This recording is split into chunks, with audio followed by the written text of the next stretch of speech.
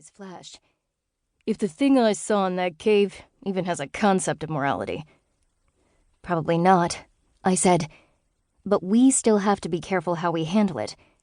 We don't know how the demon's going to respond to, well, anything we do."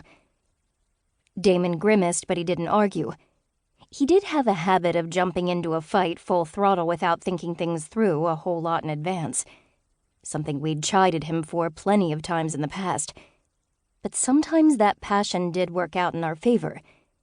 "Anyway," I went on, "the one that escaped hasn't caused much trouble yet, from what Remington said. It's kind of meandering across the area just east of the coast, pretty slowly, like it's getting its bearings. It's knocked over a few fences and burned some patches of grass, but thankfully there aren't a whole lot of people in that part of the county. The Frankfords chose an isolated spot for their secret dealings. We just can't assume the demon's going to stay that passive." "And we don't know that more of them won't push through too," Kai said. "Exactly."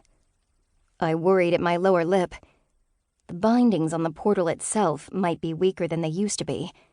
My dad made it sound as if they needed me to make sure they could keep the demons contained. "Hey." Gabriel squeezed my knee reassuringly, shifting his weight to offer even more of the warmth of his body. "This isn't your fault in any way, Rose. The Frankfords and the people with them were turning those witches into slaves. None of those women deserved that. You definitely didn't." "I know," I said quietly.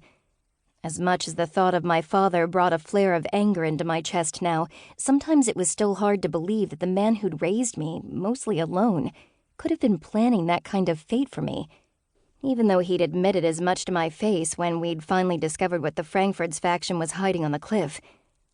But Gabriel sounded so confident, like he always did, that the pinch of guilt over my potential responsibility faded. That faction couldn't have gone on like it was.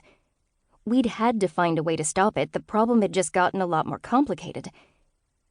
Seth frowned where he was sitting next to his twin. The two of them would have been identical if Seth hadn't kept his tawny hair cropped shorter than Kai's wild curls, and his body bulked up with regular workouts and the labor he did for his dad's renovation business. "How is the assembly going to feel about the 5 of us being there with you?" he asked. "I know they weren't all aware of the Frankfords' vendetta against us, but they've still been punishing, maybe even murdering witches who got into relationships with guys from outside your community, haven't they?" "I don't know how many people in the assembly knew about that part either," I said. "Kai, you found those records in some super-secret section of their network, didn't you?" Kyler nodded. "It was blocked off inside an already secure part of the Justice Division's files. Definitely not full access to all the employees." "So, it's not an open policy, but we will have to be careful." I twined my fingers with Damon's and squeezed. That's part of the reason I insisted that they accept you all coming with me. If anyone was going to try to hurt you, it'd be a lot easier for them to do it when I'm hundreds of miles away. And pretty much everyone in the assembly's gonna see our consorting as strange.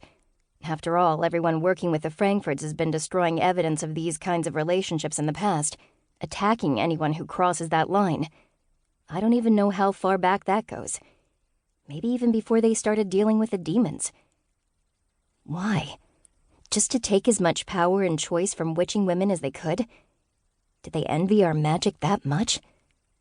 My stomach twisted at the thought. They need us right now anyway, I added. They've got a much bigger problem and no one else who can help the same way. And they can't exactly sweep our relationship under the rug. It's pretty out in the open now. "Some of them will come around," Jen said. "Your one aunt and your cousin, that whole branch of the family, they were totally welcoming." "Yeah, I wished I had them here right now, too. But my Aunt Ginny was on the other side of the country, and Remington had immediately vetoed the idea that any of the other witches staying on my estate come with us. For now, we'd like to limit exposure to those already well exposed," she'd said. My cousin Naomi had stayed behind with one of the witches who'd come to me for help after her family, aligned with the Frankfords faction, had tried to force a corrupted consorting.